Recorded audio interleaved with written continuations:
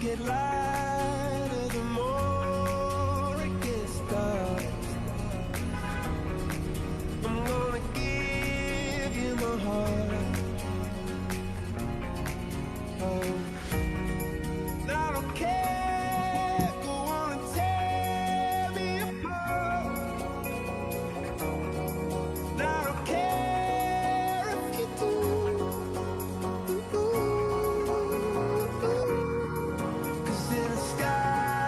Cause in a sky full of stars, I think I see you.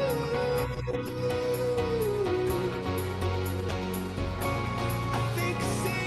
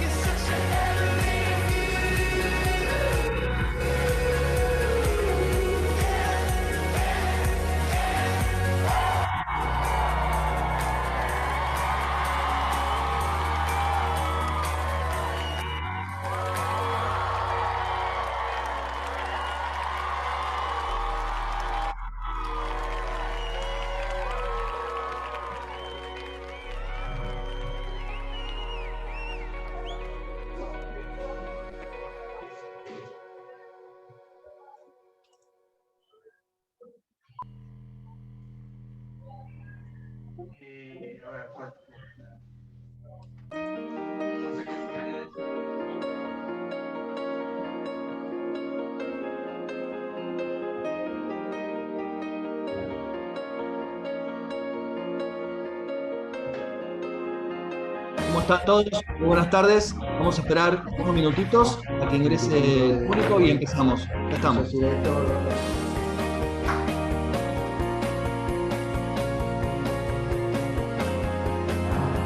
lights go out and I can't be saved. Tides that I tried to swim against brought me down upon my knees. Oh, I beg and plead, singing, come out of things unsaid. Shouldn't I pull off my head and a trouble that can't be named? A tiger's waiting to be tamed, singing.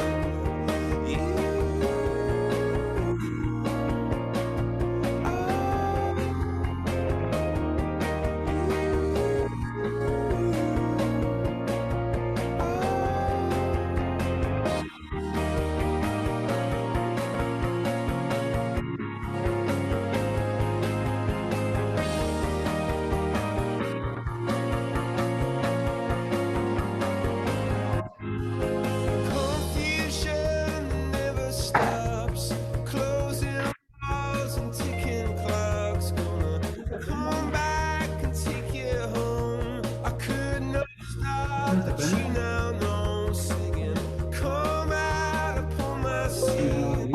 Curse me, stop opportunities. Am I a part of the cure, or am I part of the disease?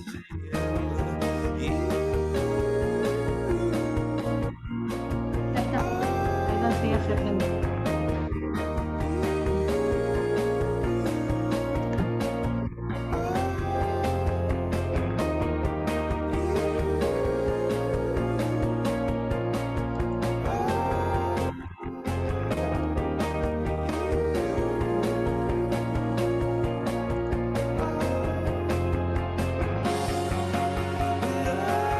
Nothing else compares.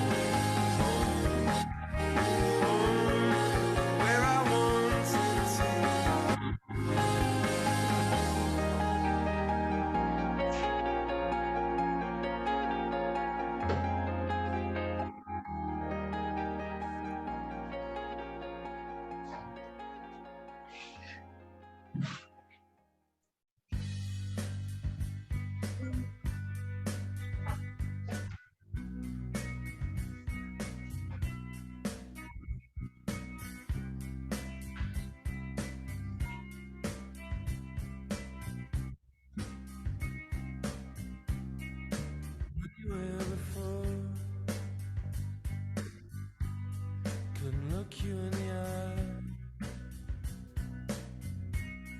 You're just like an angel.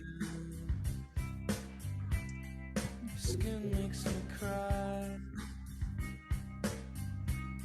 You float like a feather. Ay, por favor, qué cosa. I wish I was special. You're so fucking special. But I'm a creep. I'm a weirdo.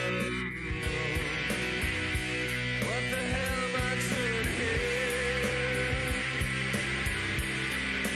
I don't belong here. It's so beautiful. I wanna have control. I want a perfect body. I want a perfect soul.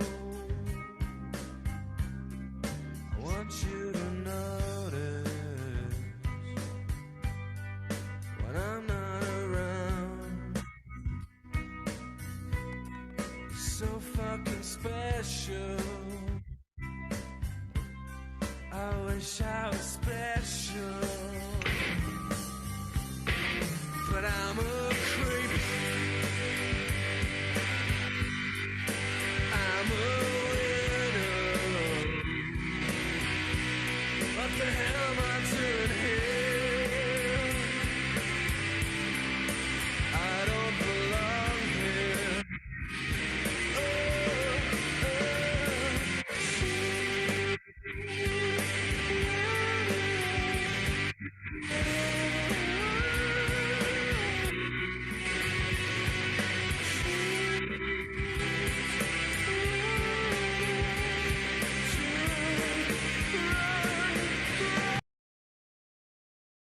Bueno, buenas tardes, ¿cómo están todos?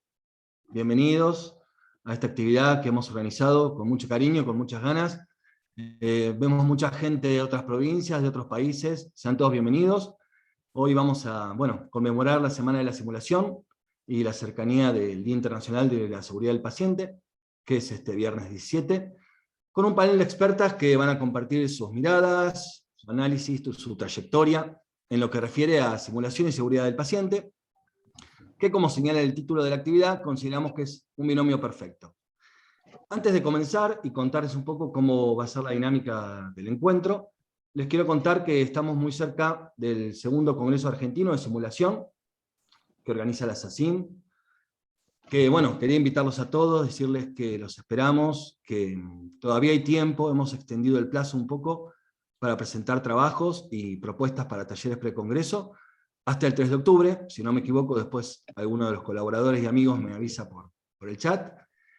Y de paso contarles que, con esta nueva gestión de SACIM, que tiene mucho en continuidad con la anterior, pero que tiene también una impronta propia, estamos, dando comienzo a muchas actividades, así que les pedimos que nos sigan por las redes sociales de SACIM, que estén pendientes de la página, porque vamos a lanzar, no solo actividades de formación continua por mes, con frecuencia mensual como el webinar que estamos haciendo hoy, sino también una serie de entrevistas por Instagram, vamos a armar un repositorio virtual para la página, vamos a también empezar a ofertar y desarrollar cursos de introducción a la simulación clínica.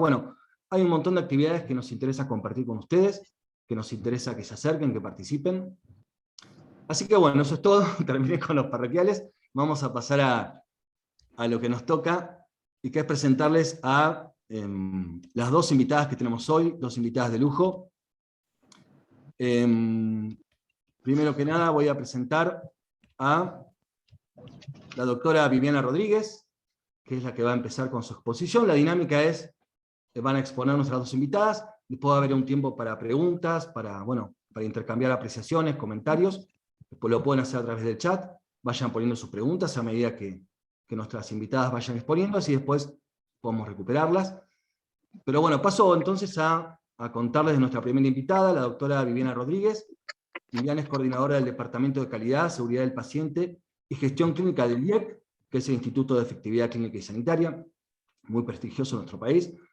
Es una profesional certificada en seguridad del paciente y es coordinadora del programa de prevención y control de infecciones del Hospital Alemán, además de entrenadora de Team STEP. Así que, bueno, bienvenida, cuando quieras, Viviana.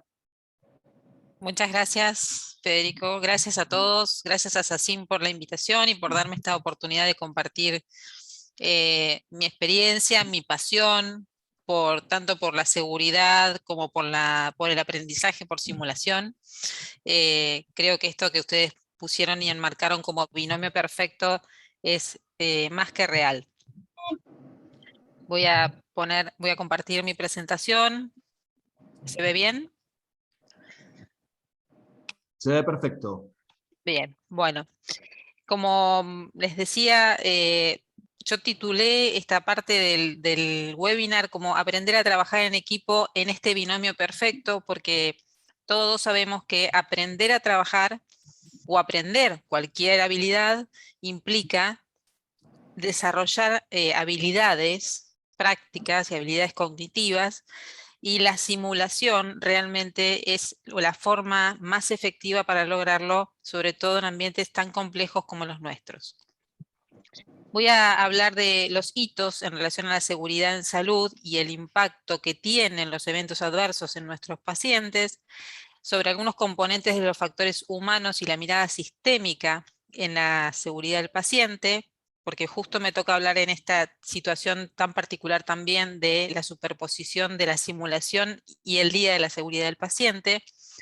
Y en este contexto les voy a contar un poco sobre el modelo TeamSteps, que es un modelo de entrenamiento de trabajo en equipo que hemos desarrollado en Argentina desde el IEX, con la colaboración de algunas de las personas que están trabajando hoy en SACIM, y de lo que nos sentimos muy orgullosos por lo que hemos realizado.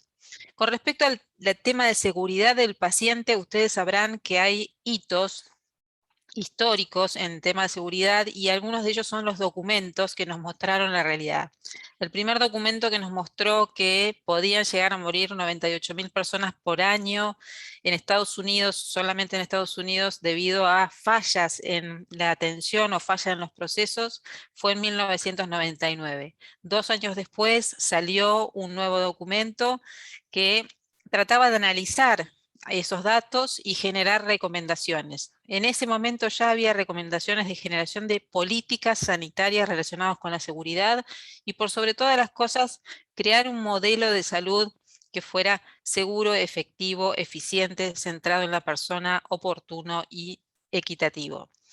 Y en la historia siguió caminando, se desarrollaron muchas actividades con respecto a la seguridad, pero llegamos al 2018 con otro informe mucho más crudo y más duro, en donde vimos números mucho más altos, que son los que les voy a contar, sobre el impacto de la inseguridad o de la falta de la calidad de los procesos de atención en salud en los sistemas. La salud debería ser un sistema o un proceso de atención absolutamente ultra seguro, es decir, que tendríamos que entrar a atendernos en un hospital con la seguridad de salir con mejor salud, con mejor calidad de vida, pero sin daño.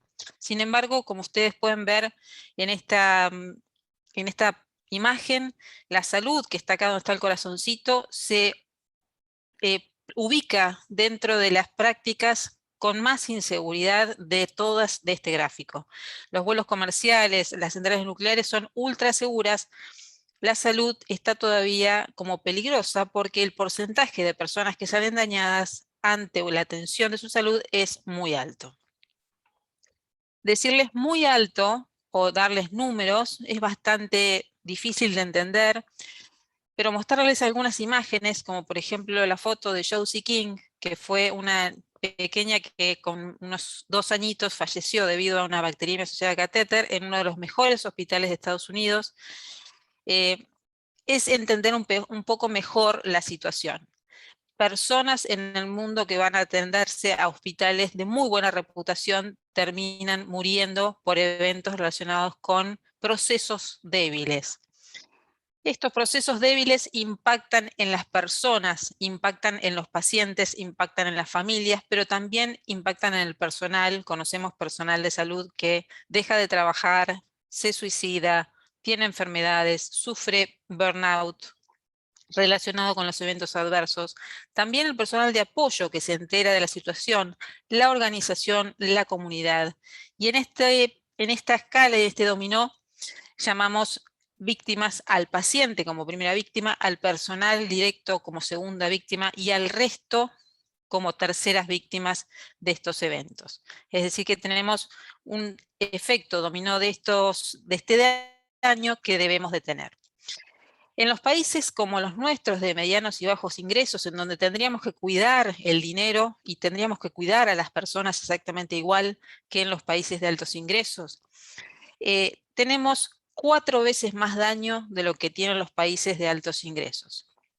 Esto tiene que ver con que muchas de las situaciones que hacen más seguros los procesos, como por ejemplo algunas cuestiones sanitarias, en el extremo, aquellos países que no tienen ni siquiera agua potable para realizar algunos procedimientos invasivos, y en la situación como las nuestras, en la región nuestra latinoamericana, en donde a pesar de que existe el agua potable y existen muchas provisiones para poder generar procesos seguros, no tenemos estructura, ni procesos, ni cultura que lo sustenten. Entonces, ¿cuál es el número? El número que impacta, que pega en nuestras cabezas cuando miramos la cantidad de personas que salen dañadas en el mundo. La Organización Mundial de la Salud dice que en los países de medianos y bajos ingresos hay 2.600.000 personas que mueren al año por cuidados inseguros. Esto, si sumamos el total, pasa a los 4 millones de personas cuando uno suma los países de altos recursos. El 70% de estos eventos pueden ser evitados. Y dentro de este 70% de evitabilidad del daño, tendríamos que trabajar en los eventos más frecuentes, por sobre todas las cosas, en los que se encuentran las infecciones asociadas a los cuidados de la salud, los eventos adversos por medicación, las caídas, las úlceras por presión y las trombosis. Eventos que como ustedes verán en la lista, son situaciones que muchas personas todavía llaman complicaciones naturalizadas y todavía muy poco visibles como prevenibles. Esto impacta en el ámbito sanitario cuando uno lo quiere comparar con otras enfermedades, con enfermedades tan visibles para nosotros como la tuberculosis, la malaria, el HIV, en número de personas dañadas. Y si quieren un número más contemporáneo, les diría que han muerto tantas personas por eventos adversos como han muerto personas por COVID a lo largo de un año. Entonces, este es el marco en el que tenemos que pensar la seguridad. Gastamos más los países pobres en eventos, es porque tenemos más eventos, gastamos más en salud los países pobres, o derramamos el dinero, lo tiramos porque tenemos eventos que producen daño, tenemos malos resultados, el 50% al menos o el 70% de esas 2,5 millones de muertes se podrían prevenir y podríamos gastar un 50 a un 70% menos del dinero en ese 13 a 17% del gasto que se utiliza para pagar los eventos adversos. El enfoque de quién tiene la culpa en este contexto de la seguridad no existe. La seguridad tiene una mirada absolutamente sistémica en donde tenemos que entender que existe un modelo antiguo ya creado por Rizzo, en donde cada feta del queso suizo representa un paso del proceso que puede tener sus debilidades. En este ejemplo que está circulando en las redes sociales y en muchos lugares, habla de las paredes y las barreras que podemos ponerles al COVID. Y bueno, así también podríamos ponerles barreras a muchos eventos relacionados con los cuidados de la salud, como las infecciones, los errores de medicación, las úlceras por presión, que son todas las medidas de precaución que aprendemos que debemos tomar. Pero el problema mayor que tenemos es esta complejidad que va creciendo, en donde antes, hace 70 años, un médico, un enfermero, un kinesiólogo atendía a un paciente, y hoy hay pacientes que pasan los 50 o 60 personas que lo ven a lo largo de su internación, como pasa con los pacientes de cuidados críticos o en las cirugías complejas. Entonces, tenemos que hablar no solamente de una persona o de un área, sino de una institución, de una cultura, de esos valores, esas creencias, el cómo se hacen las cosas en este lugar, que está influenciado por el liderazgo, por la capacidad de hablar y la capacidad de preguntar, que es esa seguridad psicológica, por la capacidad que tiene la organización, el equipo de trabajo en aprender continuamente, medir para mejorar, contar qué sucede, contar cuánto sucede, trabajar en equipo, comunicarnos efectivamente, negociar cuando sea necesario y tratar de tener transparencia y confiabilidad. En este marco conceptual de que los procesos deberían ser más seguros, aplicando evidencias que ya están bastante claras en nuestros papers o artículos publicados todos los días, sabemos que hay errores de comunicación en nuestros trabajos y acá empiezan a pesar las habilidades blandas, no técnicas desde el punto de vista de si soy médico, enfermero, kinesiólogo, técnico, en donde el 70% de las veces que hay un evento adverso con daño grave, hay algún error de la comunicación. Y estos errores aparecen, los errores de comunicación, aparecen porque donde trabajamos no tenemos tampoco las mejores condiciones, porque la atención de la salud es un servicio complejo, absolutamente complejo, en donde hay mucha variabilidad porque somos seres humanos atendiendo seres humanos, hay fluctuaciones de la carga de trabajo, interrupciones, fatiga, multitarea, falta de seguimiento, agendas ocultas, síndrome del pasajero.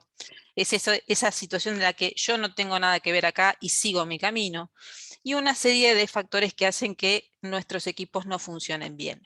Entonces, en esta historia de tratar de regular la seguridad en salud o tratar de mejorar la seguridad en salud, han aparecido varios intentos, no solamente de la Organización Mundial de la Salud, sino de muchas organizaciones, y entre ellos, en el 2005, la Agencia de Defensa de los Estados Unidos desarrolló, junto con la Agencia de Calidad, el Departamento de Defensa y la Agencia de Calidad de Estados Unidos, este programa se llama TeamSteps, que es un programa de entrenamiento de equipos de personal de salud, en donde se aprenden ciertas habilidades para trabajar en forma coordinada.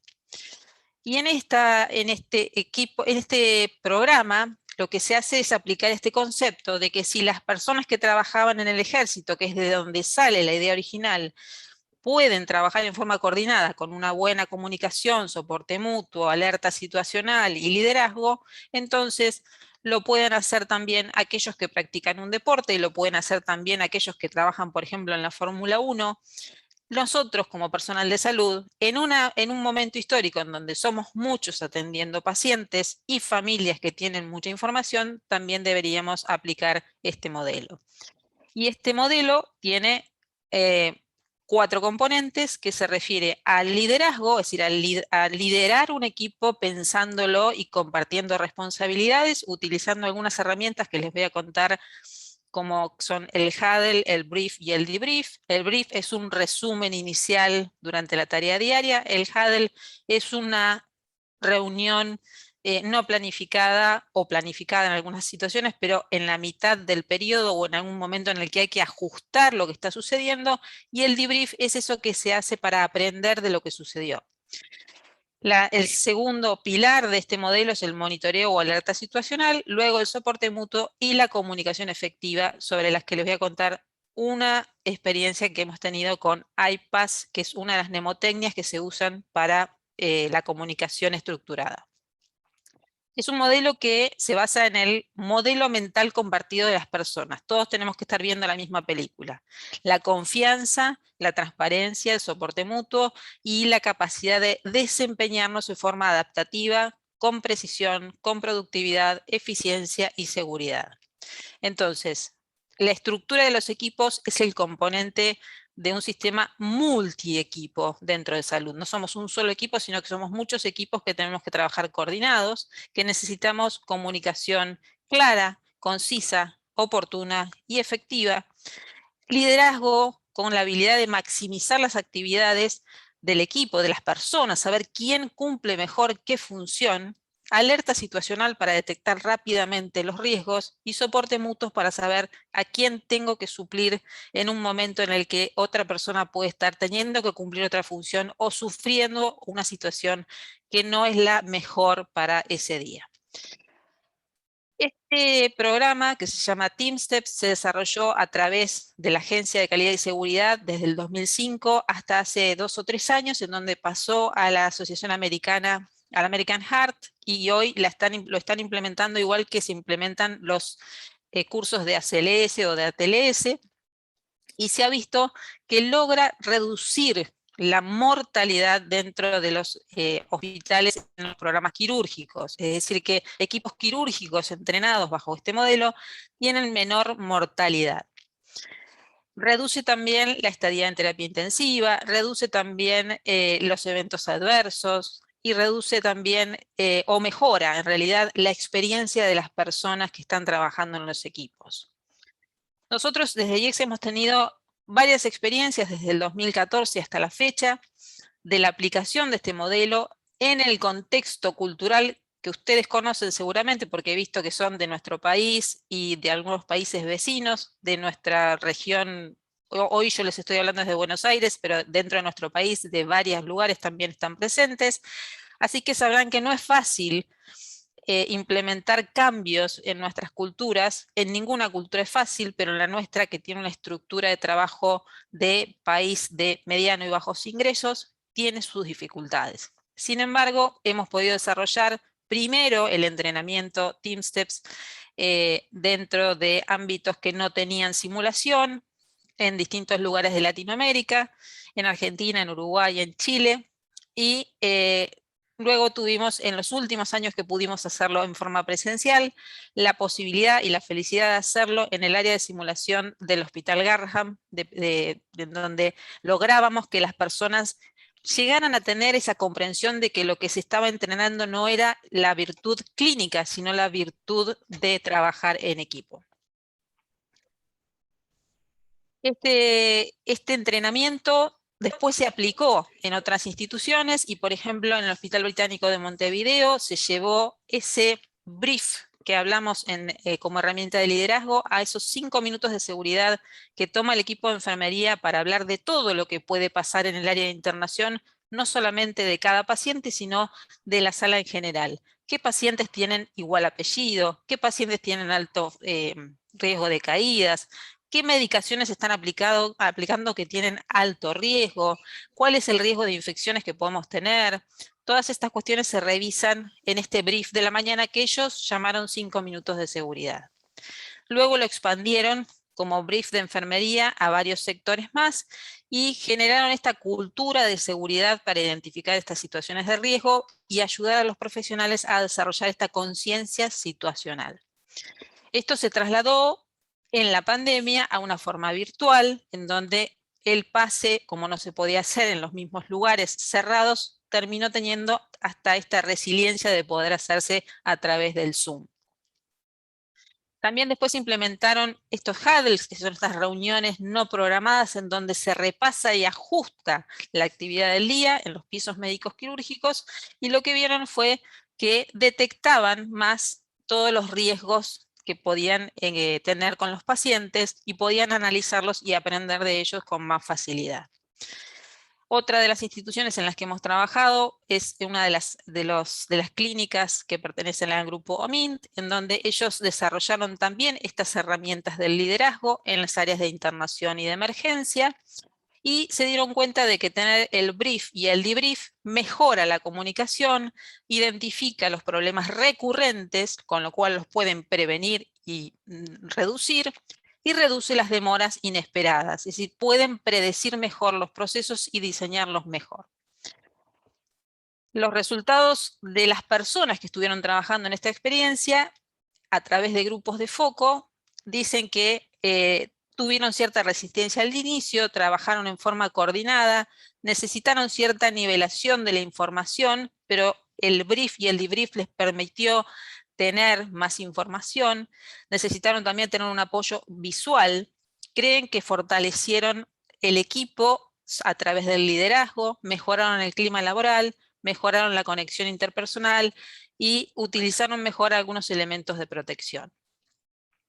Entonces, además de esta experiencia, también implementamos el iPass, que es la herramienta de trabajo de comunicación estructurada en algunos hospitales que tenían cuidados críticos pediátricos, y esto permitió que los pases de las unidades de cuidados críticos fueran mucho más confiables en cuanto a la mayor cantidad de información y la posibilidad de mantener la información a lo largo de los pases. No hubo diferencias en cuanto a desenlaces duros, pero sí en cuanto a la calidad de la información.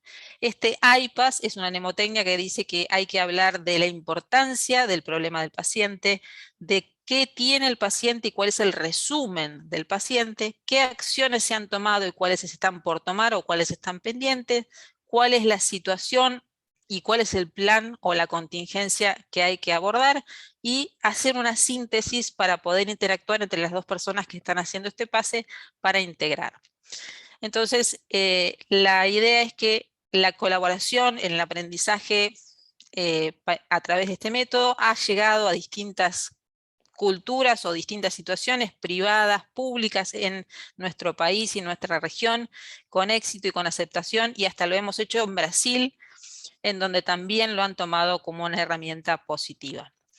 TeamSteps trata de implementar en una forma rápida y con mucha práctica que llegue hasta el nivel cognitivo y conductual, herramientas que sirvan para ordenar el trabajo.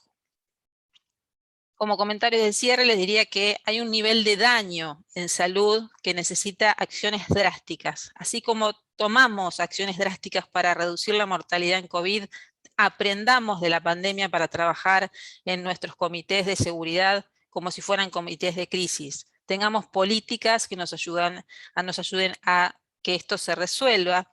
Apliquemos el marco conceptual que considere los factores humanos, de los que le va a hablar un poco más Cristina, y este humilde TeamSteps que yo les estoy presentando es una herramienta más que nos puede ayudar a enmarcar y mejorar la seguridad para personas o seres humanos que somos falibles. El trabajo en equipo, la cultura de seguridad son parte de nuestra tarea profesional. Merecen un espacio de entrenamiento equivalente a cualquier otra habilidad o actitud clínica. Les doy muchísimas gracias y les dejo el recordatorio de que el 17 de septiembre es el Día Mundial de la Seguridad del Paciente, en referencia este año al parto seguro. Gracias. Genial, Viviana, muchísimas gracias. Excelente tu presentación, realmente muy interesante. Todos tenemos muchísimas preguntas, vamos a hacer como hacemos. Les propongo escuchar a nuestra siguiente invitada y después, por supuesto, abriremos el espacio de preguntas. La voy a presentar. Ella es la doctora Cristina Díaz Navarro, decana asociada de simulación en Health Education and Improvement, consultora anestesióloga del Hospital Universitario de Gales, profesora asociada de la Universidad de Barcelona, de España, y presidenta de la Fundación Talk. Cristina, bienvenida cuando quieras. Gracias. A ver, voy a compartir mi presentación. ¿Se ve bien? Perfectamente. Muchísimas gracias. Bueno, además de todas estas cosas que ha comentado Federico, he de decir que soy española de nacimiento, pero llevo 25 años viviendo en el Reino Unido y me he formado como anestesióloga en el Reino Unido y muchas de las cosas que pienso con respecto a educación y a seguridad son en inglés. Así que espero no confundirme mucho mientras doy esta presentación, pero si algo que digo no está claro, por favor, pregúntenmelo. Y de lo que voy a hablar hoy es del rol de las habilidades no técnicas en simulación y en seguridad del paciente. Entonces, para hacer esto, primero voy a tocar un poco aspectos de lo que es la ergonomía y de las maneras en que podemos abordar la gestión de la seguridad, porque pienso que esto también es importante, y un poco también de cultura de seguridad, es decir, que hay un pequeño solapamiento con lo que nos ha estado comentando Viviana. Y luego entraré en lo que son las habilidades no técnicas y las describiré, daré algún ejemplo y comentaré cómo me parece que el conocer las habilidades no técnicas con profundidad y el saber describirlas y el saber enseñarlas nos puede ser útil. Lo primero quiero comentar pues, que la ergonomía o la ciencia de los factores humanos, porque se pueden utilizar estos términos de forma sinónima, estudia las interacciones entre los seres humanos y los elementos de un sistema. Y lo que hace es aplica teorías, principios, datos y métodos de diseño para optimizar el bienestar humano y el desempeño del sistema.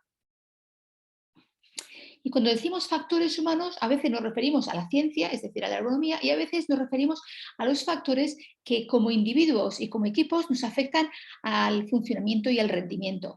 Y eso incluye nuestro conocimiento médico o nuestro conocimiento asistencial en el campo que sea y nuestras habilidades técnicas, pero también nuestras habilidades no técnicas. Y cuando hablamos de las habilidades no técnicas nos referimos a elementos cognitivos y sociales. Las habilidades no técnicas cognitivas serían la toma de decisiones, el planeamiento, el ser consciente de la situación, a lo que en inglés llamamos situational awareness y que no se traduce particularmente bien, y las habilidades no técnicas sociales, como son el trabajo en equipo, la comunicación y el liderazgo. Quiero un poco traer a la mesa esta website del grupo de factores humanos en el ámbito asistencial, Clinical Human Factors Group. Es un grupo, una organización sin ánimo de lucro basada en el Reino Unido y fue fundada por Martin Bromley. Habréis oído hablar quizá de Martin Bromley porque a su mujer le fueron a hacer una operación muy sencilla de otorrinolaringología y hubo un problema en el manejo de la vía aérea y la mujer falleció. Y entonces este hombre, Martin Bromley, que era un piloto, en lugar de ponerse a hacer juicios al Sistema Nacional de Salud, ha invertido el resto de su tiempo en esta caridad, en esta organización sin ánimo de lucro, buscando mejorar el rendimiento de los equipos y la seguridad de los pacientes. Y pienso que es un ejemplo a seguir. Y esta website en concreto proporciona muchísimos recursos y es totalmente gratuita. Entonces, algo que merece la pena tener en cuenta es cómo abordamos la gestión de la seguridad. Resulta que cuando consideramos la seguridad tenemos que primero pensar cómo es el funcionamiento de los equipos y de los individuos en el ámbito asistencial, ¿no? Cómo se distribuyen los resultados obtenidos. Y si tenemos una distribución normal de los resultados obtenidos, vemos que la mayor parte de las cosas están aquí por el medio. Pueden ser cosas difíciles que salen bien o cosas que salen mejor de lo que esperábamos, una finalización rápida, hacer algo de manera excelente, innovar. Podemos tener sorpresas positivas, ¿no? Pero en esta esquinita de aquí debajo del gráfico hay cosas que salen mal. Cosas que salen mal y hay resultados no deseados. Entonces, cuando nos enfocamos en cómo mejorar la seguridad del paciente, podemos tener dos opciones. O bien nos enfocamos en los accidentes y los desastres e intentamos corregirlos, que es un enfoque de seguridad de tipo 1, Safety 1, o miramos a toda la distribución de los comportamientos en el trabajo y de los resultados obtenidos y miramos los riesgos y miramos las oportunidades. Y esto es lo que llamamos Safety 2, un abordaje de seguridad de tipo 2. ¿Qué quiere decir? Pues que si hacemos un abordaje de Safety 1, es decir, de seguridad de tipo 1, que se centra en lo que nos ha salido mal, lo que asume este abordaje es que las cosas que salen bien y las cosas que salen mal tienen lugar de manera diferente. Es decir, si trabajamos óptimamente, que es como se supone que tenemos que hacer el trabajo, entonces el trabajo será un éxito, sin eventos adversos y tendremos resultados aceptables. Sin embargo, si funcionamos de una manera defectuosa, es decir, si no cumplimos las reglas o si cometemos errores, entonces esto dará lugar a accidentes, a incidentes o a otro tipo de fracasos. Y los resultados serán inaceptables, es decir, blanco o negro. Y entonces la gestión de la seguridad, que mira la seguridad de esta manera, se basa en identificar y corregir errores. No nos vayamos a engañar, identificar y corregir errores es súper importante y necesario, pero no es la única manera de mirar a la seguridad. Entonces, cuando nos enfocamos en identificar y en corregir errores, ¿Qué hacemos? Buscamos errores activos y errores latentes. Errores activos son actos arriesgados o poco seguros, que pueden ser o bien errores involuntarios o violaciones de las reglas. Las violaciones de las reglas es cuando sabemos qué es lo que tenemos que hacer, pero decidimos hacer una cosa distinta. Y esto lo podemos hacer de manera rutinaria o podemos hacerlo de manera excepcional. Por ejemplo, sabemos que si queremos intubar a un paciente debemos de tener una medición de CO2. Pero puede ser que en estas circunstancias yo tenga que intubar a un paciente donde el equipo adecuado no existe. Entonces violo las reglas de manera involuntaria, porque no hay más remedio que hacerlo, porque las condiciones de manera excepcional, porque las condiciones me llevan a ello. Sin embargo, por ejemplo, si sé que me tengo que poner una mascarilla para acercarme a los pacientes y decido no ponerme la mascarilla y no me la pongo nunca, entonces eso sería una violación rutinaria. Entonces, esos son errores activos. Si estamos pensando en errores latentes, estamos buscando las debilidades subyacentes en el sistema o en los procesos, que pueden ser debidas a la organización o a una supervisión inadecuada o a unas condiciones previas. Es decir, que todo esto es súper importante y es algo que debemos de saber reconocer cuando estamos tratando de mejorar la seguridad del paciente. Sin embargo, no es lo único. ¿Por qué? Porque a la hora de la verdad, en nuestro trabajo de todos los días hay una variabilidad.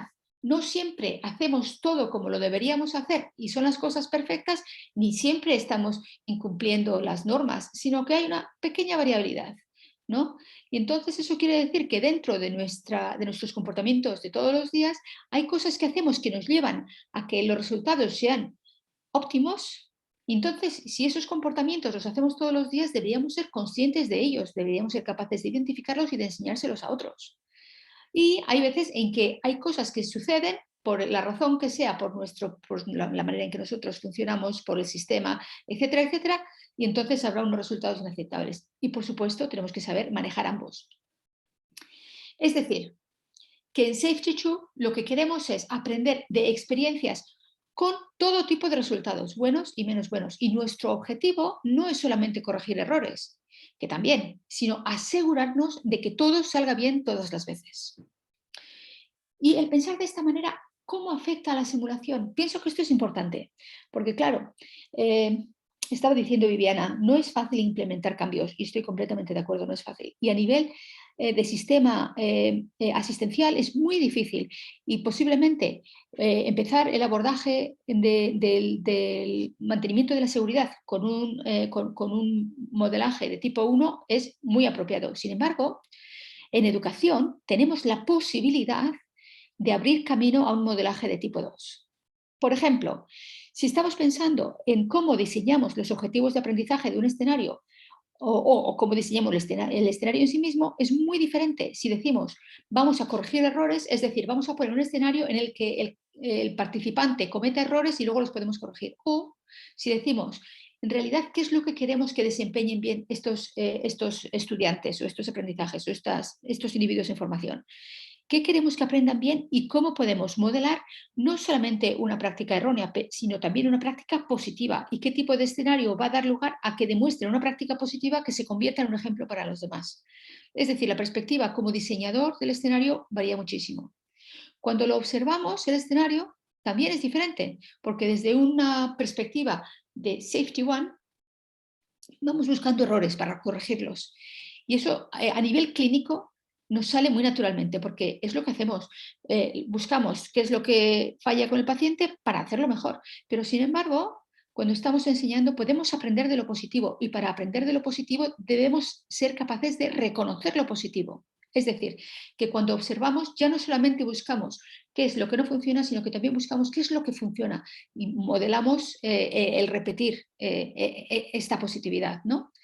Y en el debriefing, porque no solamente afecta el cómo observamos la realidad el cómo tomamos nuestras notas y el cómo vamos puntuando mentalmente lo que vamos a comentar, sino que a la hora del debriefing, cuando involucramos al grupo en el debriefing y estamos buscando qué cosas hemos hecho bien, estamos buscándolas con autenticidad. No estamos diciendo un par de cosas agradables para que luego venga por detrás algo que no es agradable, sino que buscamos algo que auténticamente quiere decir algo y que deberíamos aprender. Y muchas veces hacemos cosas bien de las cuales nosotros mismos no nos damos cuenta. Y si alguien nos lo dice, mira, esto es particularmente bueno por esto y por lo otro, esto tiene un impacto increíble. Y esto es septitude. Pero claro, estamos hablando de cultura y estamos hablando de cambiar la cultura, ¿no? Tenemos que considerar qué es la cultura de seguridad. Me gusta mucho como definición de cultura esta, ¿no? Las actitudes y los comportamientos característicos de un grupo social. Todos pertenecemos a muchísimos grupos sociales. Pertenecemos a un grupo social que es nuestra familia, pertenecemos a un grupo social que son nuestros compañeros de trabajo. Dentro de nuestros compañeros de trabajo, quizá pertenecemos a diferentes grupos sociales. Cuando estamos en un equipo multidisciplinar o cuando estamos con los compañeros de nuestra profesión, etcétera, etcétera. ¿Y por qué es esto importante? Pues porque, como dijo Peter Drucker, la cultura se come a la estrategia para el desayuno. Podemos tener todas las estrategias de seguridad del mundo, pero si culturalmente no somos seguros, al final las estrategias no van a llegar muy lejos, ¿no? Y al revés, tenemos la capacidad en simulación y en educación de mejorar la cultura desde abajo, ¿no? Y poco a poco, a largo plazo. Y también si las estrategias no nos apoyan, tener una cultura de positividad nos puede llevar muy lejos. Tengamos en cuenta que la cultura de seguridad es un patrón integrado de comportamiento en el cual los individuos y la organización tienen creencias y valores compartidos, es decir, buscamos la organización y los individuos continuamente reducir al mínimo el daño que podría sufrir el paciente como consecuencia de los procesos de prestación asistencial. Es decir, que para tener una cultura de seguridad tenemos que tener actitudes y valores en los trabajadores y en la institución. Y cómo la institución apoye estos valores de seguridad tiene una diferencia muy grande, porque si decimos, tenemos que tener tiempo para hacer briefing, para hacer debriefing, para hacer huddle, y la institución no nos da los recursos como para que estas herramientas de seguridad se puedan aplicar, entonces no llegamos a ningún sitio. Tiene que ser una actitud de seguridad conjunta. Y tengamos en cuenta que todos estos factores, todas estas culturas sociales, institucionales, del equipo, del individuo, a quien en realidad afecta es al paciente. Y todos estamos aquí para que el paciente tenga un trayecto seguro cuando viene a vernos. Muy bien. En simulación tenemos una oportunidad única de explorar cómo los factores culturales y la manera en que consideramos la simulación afectan a la manera en que cuidamos a nuestros pacientes y en la que tomamos decisiones, etc. Es decir, que nuestro papel como educadores es muy, muy, muy importante en crear una cultura de seguridad.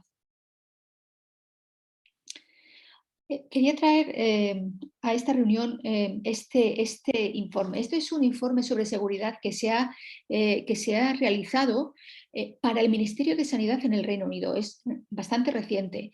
Y lo que quiero poner de manifiesto es que la cultura de seguridad es un patrón integrado, ¿no?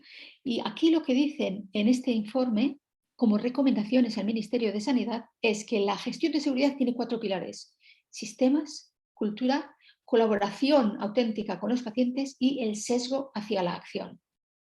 Y que hay razones para fomentar la seguridad del paciente. Primero, la calidad asistencial. Una calidad asistencial buena es imposible sin seguridad. La seguridad es esencial. Pero si nuestra calidad asistencial no es la adecuada, esto tiene un coste económico. Y esto supone un riesgo a la sostenibilidad de los sistemas de salud. Y también, si nuestra seguridad no es óptima, esto puede tener un coste político, es decir, que es en el interés de los políticos el apoyar las medidas de la seguridad porque eso les puede suponer un beneficio a ellos mismos. Y me gusta la manera en que han integrado todo este tipo, todas estas razones, ¿no? Porque claro, lo que nos motiva a nosotros como personas y como individuos en el campo asistencial y en el campo de la educación para equipos asistenciales es el querer lo mejor para el paciente, pero la realidad de la vida es que todos tenemos diferentes motivaciones y diferentes agendas, y el poner en blanco y negro en un informe de este tipo que hay más de un motivo para hacer las cosas bien, pienso que es súper importante. En cuanto a las habilidades no técnicas, os quiero comentar algo acerca de los marcadores del comportamiento. A mí me encantan los marcadores del comportamiento. Son unas taxonomías, unas maneras de definir nuestras actuaciones que miran a comportamientos específicos, objetivos y observables. Es decir, no estamos hablando ni actitudes ni rasgos de personalidad. Y estos comportamientos específicos contribuyen a un funcionamiento superior o inferior al estándar. Y el lenguaje en el que se expresan estos comportamientos específicos es específico al campo laboral en el que se visualizan. Y os voy a poner ejemplos del campo de quirófanos en anestesia y en cirugía, porque es lo que es más familiar para mí, pero este tipo de lenguaje se está desarrollando y este tipo de marcadores se están desarrollando a muchísimos niveles. Y lo que hacen estos marcadores es nos permiten formar, evaluar, investigar, implementar, regular medidas de seguridad y comunicarnos durante briefing y debriefing. Y ahora os enseñaré un poquito por qué. Como decía, el lenguaje es específico y estos son unos ejemplos de los libros que se han desarrollado en la Universidad de Aberdeen para anestesistas, para cirujanos, para instrumentistas y para asistentes de anestesia. Y uno de los determinantes de estos marcadores de comportamiento es la conciencia de la situación, el ser consciente de la situación. Y lo que me gusta de este lenguaje es que según profundizas aprendes cada vez más lo que quiere decir el ser consciente de la situación. Es decir, si estamos mirando, por ejemplo, aquí estos individuos, pensamos, bueno, la conciencia de la situación es el darse cuenta de que se van a estrellar contra ese otro avión que les viene por delante. Pero en realidad el concepto en sí es mucho más amplio. Quiere decir que cuando nos enfrentamos a una situación asistencial, obtenemos información de todas las posibles fuentes. Es decir, tomamos información del paciente, del equipo de ambulancia, de los familiares, de las notas de las admisiones anteriores, de los signos y síntomas que se presentan delante de nosotros, y cada vez que ejercemos una acción, lo volvemos a evaluar todo esto de todas las posibles fuentes.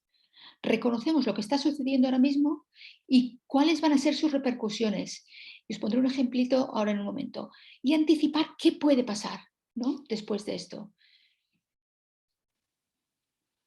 Y tenemos que tener en cuenta que en cómo somos conscientes de la situación influyen nuestros modelos mentales, podemos cometer errores de fijación, tenemos que tener en cuenta nuestros sesgos, y todos tenemos sesgos, y tenemos que tener en cuenta factores como el cansancio y el estrés, porque nos hacen pensar de manera diferente. Por ejemplo, esto es un paciente que nos viene con falta de respiración y entonces vamos a ser conscientes de la situación. Obtenemos información de todas las posibles fuentes. Esta persona nos cuenta pues, que a veces tiene sibilancias y que no puede respirar y que toma un inhalador y se mejora. ¿De acuerdo? Entonces, hemos obtenido esta información, hablamos con la familia que lo confirman, le ponemos el oxímetro que nos dice que la saturación es de 93%. Entonces, ahora tenemos que reconocer qué sucede y las repercusiones. Sería muy fácil decir, esta persona es asmática, toma el inhalador y se le pasa. Pero eso es muy limitado. Reconocer las posibles opciones quiere decir, ¿es esto un broncoespasmo? ¿Es esto una infección respiratoria? ¿Es esto una reacción anafiláctica? ¿Es esto un fallo cardíaco? ¿Es esto una infección por COVID? Es decir, ahora ya tenemos de repente lo que podría ser un diagnóstico muy sencillo y sin considerar nada, de repente ya tenemos varias opciones. Y luego consideramos de ser cada una de estas opciones a qué nos llevaría, cuál podría ser el siguiente paso. Y si yo debiese hacer algo al respecto, cuáles son mis posibles opciones. Y cuál puede ser la evolución natural de cada una de estas situaciones y cuál puede ser un tratamiento común a todas y cuál puede ser la peor situación a la que nos lleve, por ejemplo, ¿no?, lo que estamos viendo. No solamente tenemos que ser conscientes de lo que tenemos delante, tenemos que ser conscientes un poco de cómo somos nosotros mismos y de nuestras propias limitaciones. Y en cuanto a nuestras propias limitaciones, no puedo evitar poner de manifiesto que el estrés y el cansancio conducen a un rendimiento deficiente y nos llevan a errores. Todos, yo también, somos vulnerables al estrés y al cansancio de manera regular. Es decir, yo voy a quirófano, yo soy anestesióloga, tengo una lista de 11 horas y sé que en algún momento voy a estar cansada y que posiblemente en más de un momento estaré estresada. ¿Cómo lo voy a afrontar? ¿Cómo lo afrontáis vosotros? ¿Tenéis estrategias? Yo las tengo. Yo, por ejemplo, cuando llego a quirófano, si tengo un mal día, a mi asistente lo primero que le digo es, hoy tengo un mal día, puede que te hable mal. Si te hablo mal no es por ti, es porque no me encuentro bien yo. Es decir, ¿cómo somos conscientes de nuestras vulnerabilidades, cómo expresamos estas vulnerabilidades a los demás y cómo nos aseguramos de que no vayan a poner al paciente en peligro? Por ejemplo, yo suelo decir, si me veis hacer algo que no corresponde, decídmelo.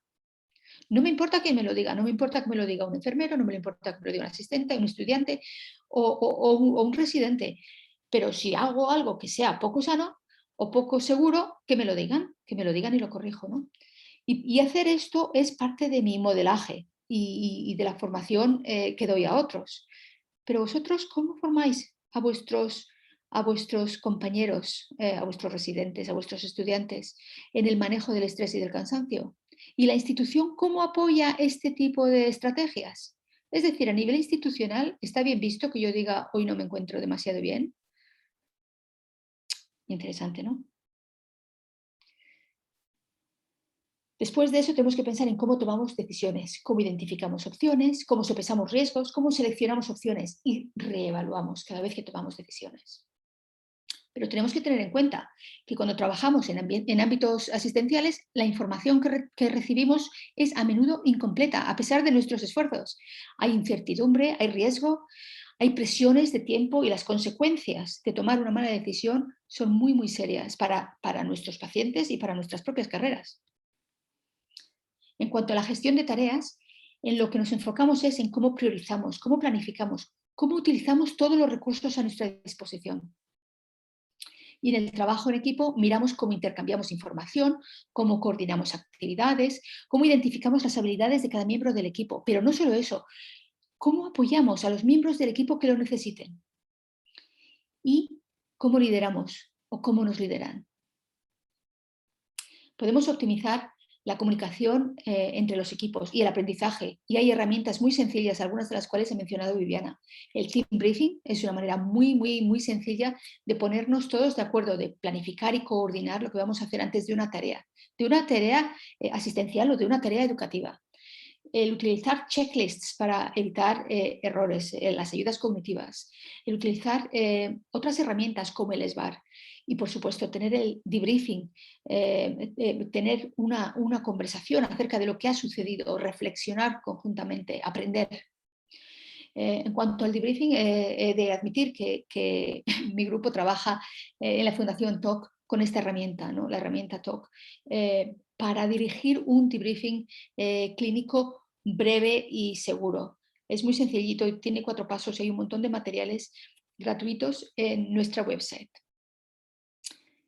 Bueno, yo voy terminando y os comento que es súper, súper importante que cuando trabajamos bajo presión, para tener un buen trabajo en equipo, tenemos que comunicarnos bien y tenemos que liderar bien y tener unas habilidades no técnicas bien desarrolladas. Quiere decir que el paciente va a estar más seguro y los compañeros también van a estar más seguros y se van a encontrar mejor. ¿Cómo son aplicables las habilidades no técnicas? Pues primero de todo en la práctica reflexiva, porque la práctica reflexiva es un vehículo de aprendizaje. Cuando llegamos a casa y pensamos qué es lo que hemos hecho hoy, qué puedo hacer mejor otra vez. ¿Cómo organizamos estas reflexiones? Por supuesto, típicamente somos autocríticos. Y esto es interesante porque si no somos capaces de ser generosos con nosotros mismos, ¿cómo vamos a ser generosos con los demás? Pero además de eso, es muy fácil estar teniendo reflexiones poco organizadas y el conocer estructuras que nos permiten reflexionar sobre habilidades no técnicas nos da estructura a la manera en que consideramos los diferentes elementos del día. En concreto, nosotros hemos utilizado las habilidades no técnicas como estructura para hablar de nuestras dificultades en el debriefing clínico durante la pandemia. En simulación, el tener un mayor conocimiento de estos marcos del comportamiento y de estas habilidades no técnicas nos ayuda a diseñar escenarios apropiados para desarrollarlas y nos ayuda a considerar elementos para luego traer a una reflexión colectiva en el debriefing que pueden ser un poquitito más específicos quizá, que no teniendo un lenguaje al que referirnos a estos conceptos que son todos tan importantes. Y por supuesto, si hacemos debriefing en el ámbito asistencial, a la vez que en simulación, el tener un conocimiento de estos términos nos permite profundizar y nos permite aprender conjuntamente. Así que si tenéis alguna pregunta al respecto de las habilidades no técnicas, este es vuestro momento. Bueno, genial, muchísimas gracias, Cristina. Bueno, ahora, cuántas preguntas que tenemos ahora. Bueno, muy bien, les quiero decir que estamos muy contentos, excelentes las dos presentaciones, tenemos sala completa en Zoom, tenemos muchísima gente que está siguiendo por Facebook, así que a los que están siguiendo por Facebook les pedimos que las preguntas las hagan por escrito, y nosotros las leemos y se las hacemos a nuestras expositoras, y pueden hacer preguntas a viva voz a partir de este momento. Vamos a organizarnos. Primero le quiero dar la palabra, que hoy no pudo entrar, a nuestra presidenta, la licenciada Carla Prudencio, por favor, y después empezamos con las preguntas. Carla. Bueno, muchas gracias, Federico. Sí, se me cayó internet. Entré, salí, entré por Facebook. Primero agradecerles, la verdad, a las dos, Viviana, Rodríguez, muchísimas gracias. Cristina, amiga, espectacular, les agradezco en esta semana tan especial para el mundo, ¿no? Porque es la semana de la simulación a partir de este lunes, pero como dijo muy bien Viviana, este viernes también es un día muy importante para la seguridad del paciente. Y también menciono que es un día importante para la seguridad del paciente, pero también pensar en la seguridad de nosotros, ¿no? Los que también somos parte del equipo de salud. Creo que tenemos que pensar en esas dos grandes poblaciones, nosotros mismos, porque si estamos bien y seguros, también vamos a atender mejor y más seguro a nuestros pacientes, ¿no? Así que primero, las gracias a las dos. Y si me permitís una pregunta, ¿puedo hacer yo? ¿Sí? Yo la escuchaba a Cristina en cuáles son los pilares, y esa había sido una de mis preguntas, pero después la reflexioné y se la quiero hacer a Viviana. Si uno sabe los pilares, ¿cuál tiene que ser entonces nuestro plan de acción? Porque a veces yo veo que hay literatura de seguridad del paciente. Uno puede hasta recitarlo, pero ¿cómo damos ayuda a la población, a la universidad o a los hospitales para que generen su plan de acción y no quede solo en los pilares? Esa es mi pregunta. Bueno, gracias Carla. Nuevamente gracias por la oportunidad de estar acá y gracias a todos los que estuvieron escuchando, que fueron un montón que entraron y salieron y la verdad que un placer. El poner es decir, en acción lo que queremos poner en acción es un desafío desde todo punto de vista. Si uno mira lo que tarda la evidencia científica en llegar a los pacientes, salvo en estos tiempos COVID que parecen de Usain Bolt, ¿no? Porque pasan rápidamente a los pacientes, en la evidencia científica tarda un promedio de 17 años en llegar a los pacientes en las enfermedades prevalentes. Entonces, si uno habla de cambios de conductas de los seres humanos, uno también tiene que pensar en que esto lleva años y que también lleva un cambio de los que toman decisiones muy fuerte, porque hay que desaprender muchas cosas para empezar a implementar en el pregrado esto, ¿no? Primero hay que desaprender que somos silos, los profesionales de la salud no somos silos en donde los médicos somos una cosa, los enfermeros otra, los técnicos otra, los kinesiólogos otra. Los profesionales de la salud somos colegas, que tenemos que entender que somos colegas desde el día 1, desde nuestra formación. Y en algunas experiencias en el mundo, muy interesantes, desarrollan las habilidades no técnicas en forma transversal y desarrollan la seguridad, el concepto de la seguridad de los procesos en forma transversal. Entonces, cuando va van a cursar seguridad, calidad, mejora de procesos, habilidades no técnicas, van los odontólogos, los farmacéuticos, los médicos, los obstetras, todos van a al mismo lugar a aprender.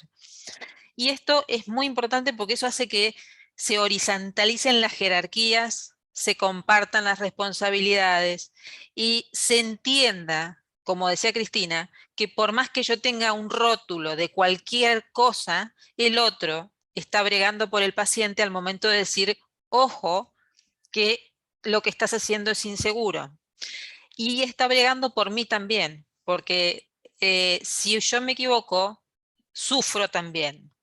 Y si me equivoco, no lo hago a propósito. Me equivoco porque, como decía Cristina, o estoy cansado, o tengo algún problema, o no tengo la habilidad correcta para lo que estoy haciendo, entonces hay que pensarlo nuevamente.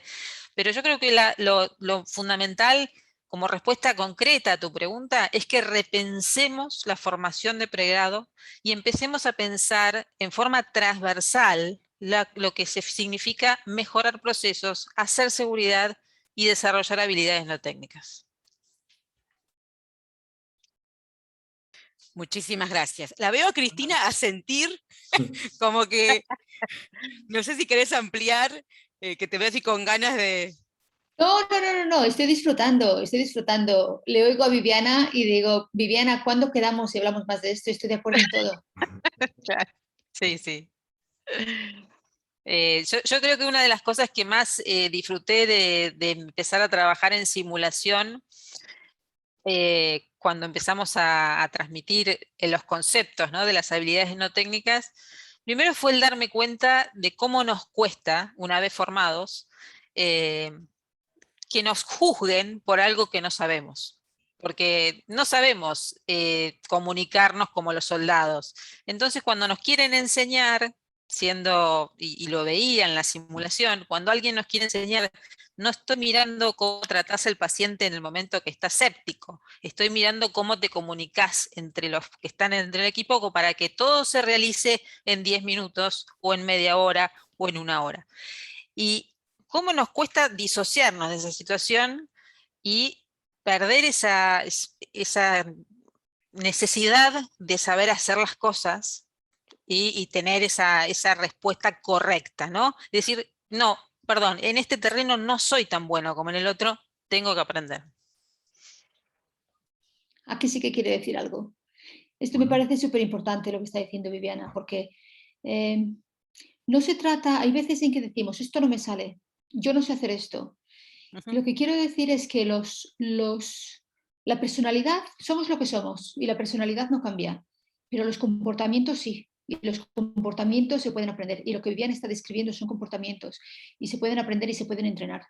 Y otra cosa que quiero hacer es también poner de manifiesto que cuando enseñamos, pienso que tenemos la responsabilidad de mostrar nuestras propias vulnerabilidades, porque la perfección no existe, nadie es perfecto.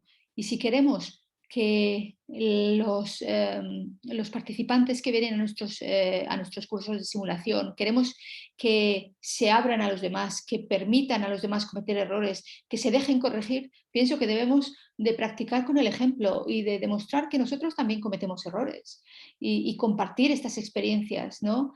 Y ser un poco humildes nosotros mismos como manera de modelaje, porque ser humilde no quiere decir que seas menos capaz, solamente quiere decir que hay veces en que hay una vulnerabilidad y hay que reconocerla.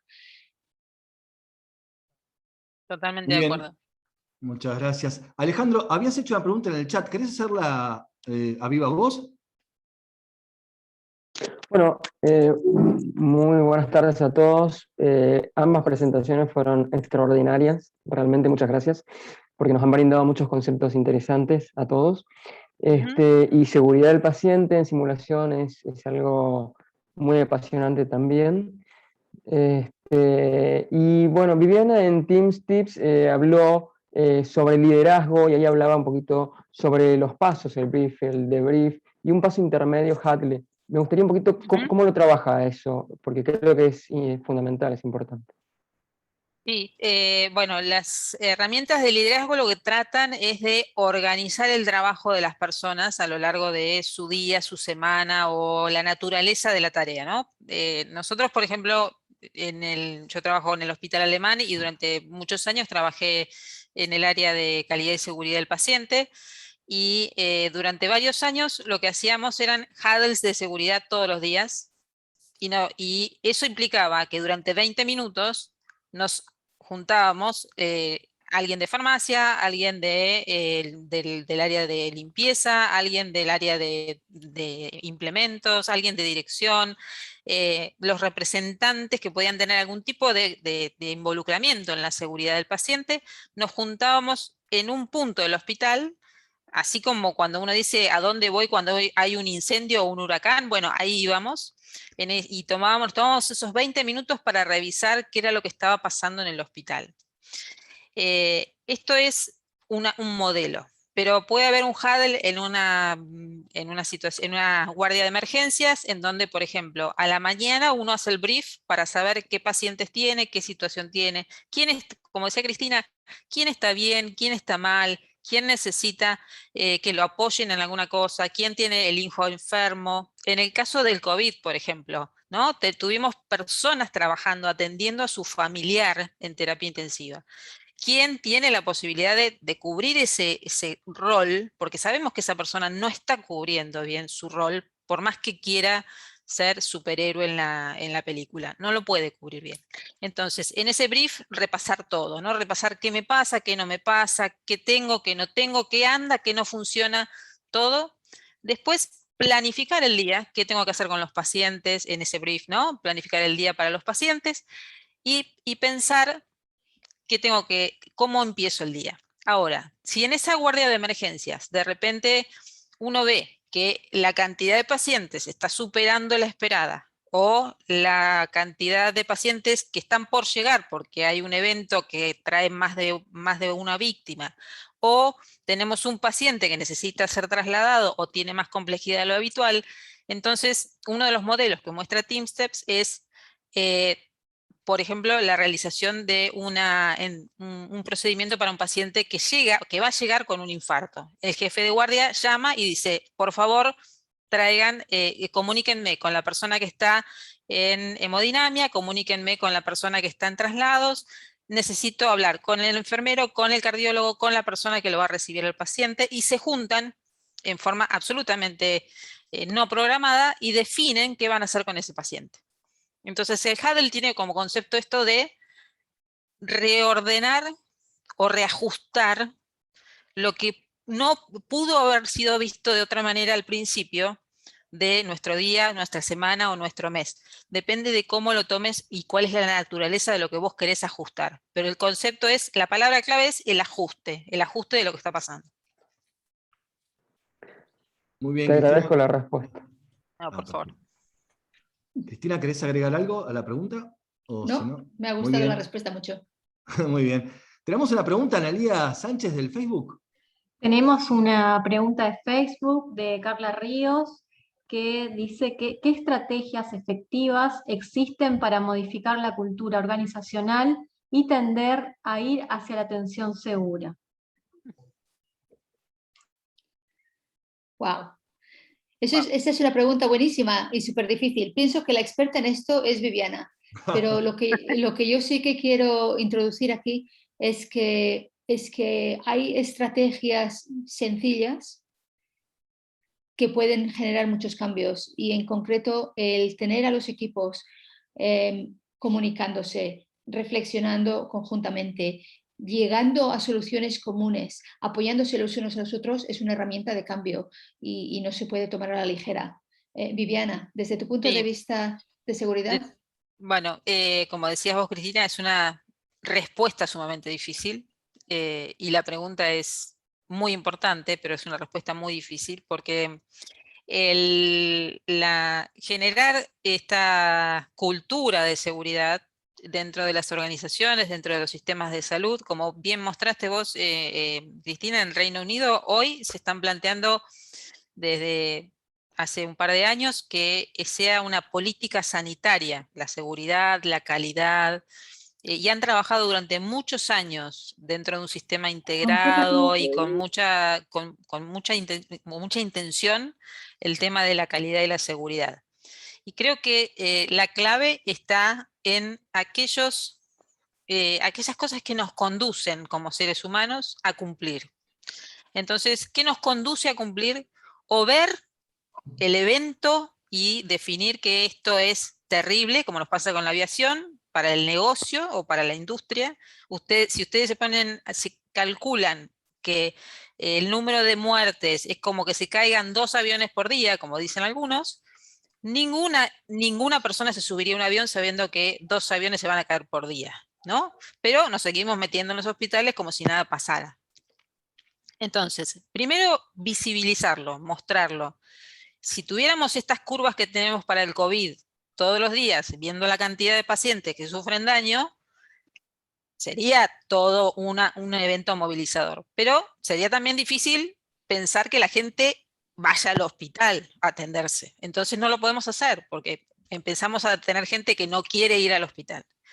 Pero yo creo que las herramientas más importantes para lograr que la cultura de seguridad o la seguridad como disciplina o como la seguridad como parte del concepto del servicio exista, están en las políticas y las regulaciones, ¿no? Las políticas de los países, las regulaciones y el alinear el incentivo económico. Si yo sigo pagando por el evento adverso y sigo diciendo que es una complicación, difícilmente convenza a la institución de que es un problema. Ahora, si empiezo a pagar los programas de prevención y dejo de pagar los eventos adversos, probablemente los convenza de que hay un negocio mejor. Gracias, Me gustaría Cristina. comentar.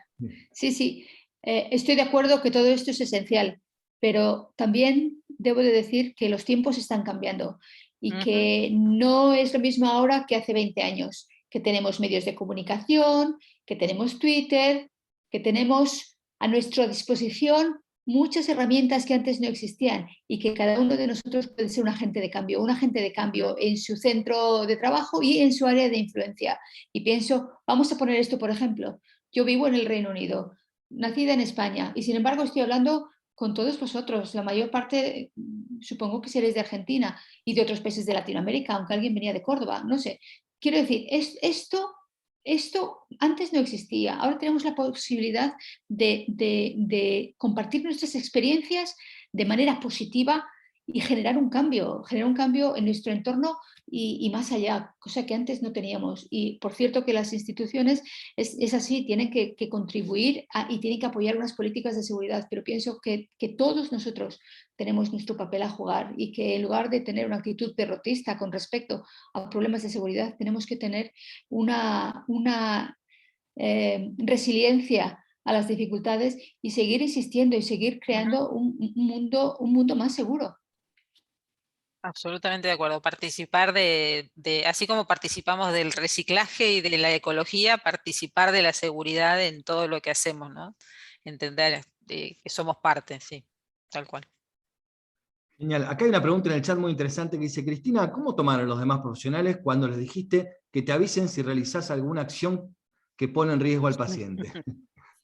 Pues se lo toman muy bien, porque lo digo muy a menudo.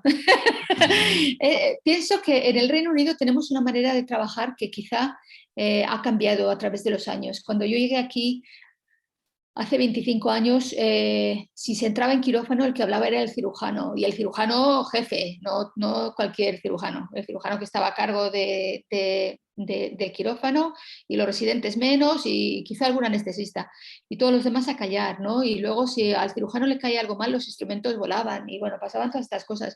En cambio ahora, a través de muchos años de insistencia, de introducir el checklist de seguridad quirúrgica, hemos aprendido a escucharnos los unos a los otros. En el Reino Unido, como bien explicaba Viviana, se lleva hablando de los factores humanos y de la seguridad del paciente muchísimo tiempo. Y esta conciencia poco a poco va calando, de tal manera que cuando yo digo yo no lo sé todo, no se sorprende a nadie, porque lo raro sería que dijese yo lo sé todo, nadie lo sabe todo. Entonces, eso por un lado. Por otro lado, pienso que es muy fácil el tener un mal día y el afectar a los demás de manera negativa. Entonces, mi motivación cuando hablo con los demás acerca de cómo me encuentro no es solamente porque protejan al paciente, es también por protegerles a ellos, porque si digo algo de mala manera y se piensan que me he irritado con alguien, cuando no es el caso, eso no afecta positivamente a nadie.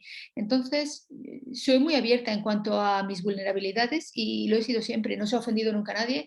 He de decir que como anestesióloga hago un buen trabajo, hago lo mejor que puedo todos los días por mis pacientes, pero tengo la capacidad y la posibilidad de cometer errores como los tenéis todos los que estáis escuchando esto. Es decir, todos podemos cometer errores y el decir hoy tengo un día peor que de costumbre, por favor ayúdame si ves algo que no es seguro, en general, vamos, yo no he tenido a nadie que me haya dicho ninguna cosa o que me haya mirado mal. Es decir, la gente dice, uy, ¿yo qué te voy a decir?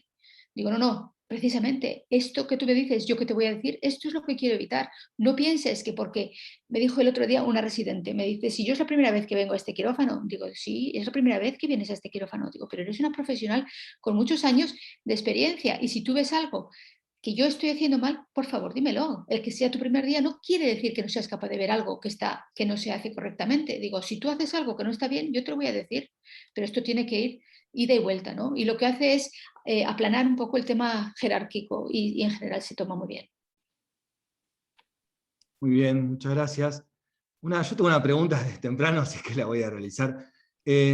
Pensaba hoy cuando vos presentabas, digo, los que no somos especialistas en seguridad del paciente, estamos acostumbrados al debate sobre, ¿no?, el post-errores humano, ¿no? Y muchas veces seguimos escuchando las cifras, ¿no?, viejas de esos primeros informes, y siempre el marco o el contexto latinoamericano, históricamente, o se habla por lo menos de la escasez de registros fidedignos que permitan, ¿no? Ujú. Por esta cultura individualista o esta cultura vieja de la seguridad donde los problemas son siempre individuales, ¿no? O son de que comete un error, que no hay una mirada sistémica. Vos mostraste, Viviana, mucha evidencia interesante de cómo ha cambiado eso. La pregunta sería, ¿cómo esta ha cambiado? ¿Cómo se están empezando a registrar estos hechos? ¿Cuáles son los países que tienen mejor, en América Latina, mejor tradición de ir incorporando esta inquietud a sus sistemas de salud? Y en todo caso, Cristina, ¿cómo es la situación en el Reino Unido y en los países que conoces? Bueno, la verdad es que la diferencia, como vos decís, Federico, es astronómica en la capacidad de medición de los países de altos ingresos o que han transitado muchos años de cultura de seguridad y que se han dado cuenta que invertir en seguridad es mucho más costo efectivo que pagar eventos adversos. Eso es así de simple. Es por cada dólar que se gasta en higiene, es decir, en montar recursos para la higiene de manos, se ahorran $60 que se gastan en infecciones. Entonces eso es una cosa increíble que no nos demos cuenta, ¿no? Pero algunas cosas son bastante paradigmáticas. Por ejemplo, en las infecciones de sitio quirúrgico, cuando uno mira los eventos, parece que uno va a tener peor resultado si se atiende en un país de altos ingresos que si se atiende en un país de medianos o bajos ingresos. Y esa es la muestra de que ante una situación compleja de medición, como es la infección de sitio quirúrgico, en donde uno tiene que ver el paciente, seguirlo, controlarlo a los 30 días o a los 90 días o al año, como corresponda de acuerdo al criterio, el sesgo de información que se tiene es enorme. Entonces, los países de altos ingresos tienen números más altos o iguales a los nuestros. Cuando vamos a infecciones más parecidas en la forma de medición, como son las de terapia intensiva, en donde uno tiene el paciente adentro de la cajita, por decirlo de alguna forma, los números nos muestran que tenemos 3 veces más, 4 veces más eventos de lo que tienen los países que están trabajando en seguridad. Te diría que dentro de la región, Chile, Brasil, Colombia, me parece que son los países que están yendo hacia el camino de mejorar los procesos de atención en base a seguridad. Chile tuvo un fuerte desarrollo de lo que es acreditación de los hospitales. Brasil también está trabajando con proyectos multicéntricos para para la seguridad, como es el caso de Proyecto Paciente Seguro, que trabajó sobre el tema de bacteriemia, sobre parto seguro. Hay muchos proyectos encaminados. Colombia también está trabajando sobre el tema y desarrollando sobre todo lo que se llama capacidad humana, ¿no? De enseñar y entrenar a las personas. Ha desarrollado programas de entrenamiento de pregrado. México también tiene programas de entrenamiento de pregrado. Y Uruguay desarrolló este concepto de la obligatoriedad de los comités de seguridad del paciente antes que nosotros. Nosotros venimos un poco más atrás, pero ahora afortunadamente celebrando que hace unos meses, ya no me acuerdo porque en estos tiempos de COVID los tiempos son difíciles de regular, no me acuerdo si son meses o casi un año, tenemos un programa nacional de calidad y seguridad que está empezando a ser más activo, y nuestro programa, por ejemplo, en el caso de las infecciones asociadas a los cuidados de la salud, que era nada más que de vigilancia, está empezando a desarrollar actividades de implementación. Es decir, que esos son buenas señales para nuestro país, y creo que hay señales de crecimiento en la región, y como decía Cristina, estamos en otro momento, la gente se comunica de otra forma, y bueno, los pagadores también se están dando cuenta de que invertir cuesta menos que pagar el daño, y también nos damos cuenta, como dijo Carla, de que estamos todos en el mismo barco y que todos vamos a ser pacientes y que todos los que trabajamos en salud merecemos estar cuidados también de lo que nos puede pasar, que fue lo que nos demostró el COVID, o de lo que nos puede pasar como sufrimiento cuando un paciente muere o pierde una función dentro de nuestra tarea cotidiana.